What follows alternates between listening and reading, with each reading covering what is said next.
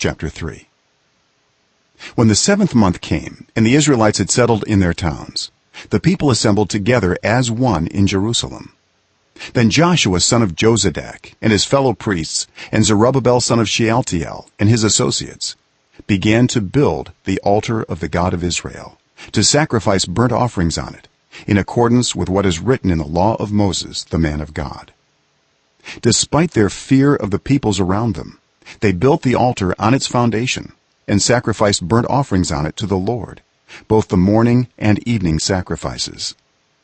Then, in accordance with what is written, they celebrated the festival of tabernacles with the required number of burnt offerings prescribed for each day.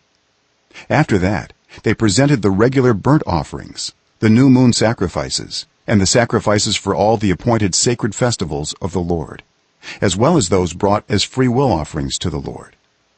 On the first day of the 7th month they began to offer burnt offerings to the Lord, though the foundation of the Lord's temple had not yet been laid.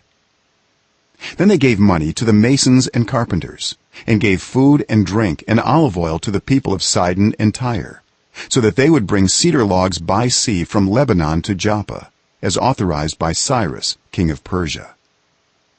In the 2nd month of the 2nd year after their arrival at the house of God in Jerusalem, Zerubbabel son of Shealtiel, Joshua son of Jozadak, and the rest of the people, the priests and the Levites, and all who had returned from the captivity to Jerusalem, began the work. They appointed Levites 20 years old and older to supervise the building of the house of the Lord.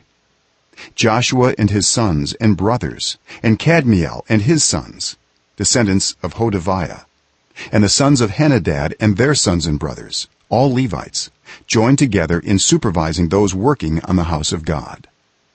When the builders laid the foundation of the temple of the Lord, the priests in their vestments and with trumpets, and the Levites, the sons of Asaph, with cymbals, took their places to praise the Lord, as prescribed by David king of Israel. With praise and thanksgiving they sang to the Lord. He is good, his love toward Israel endures forever. And all the people gave a great shout of praise to the Lord, because the foundation of the house of the Lord was laid. But many of the older priests and Levites and family heads who had seen the former temple wept aloud when they saw the foundation of this temple being laid, while many others shouted for joy. No one could distinguish the sound of the shouts of joy from the sound of weeping, because the people made so much noise, and the sound was heard far away.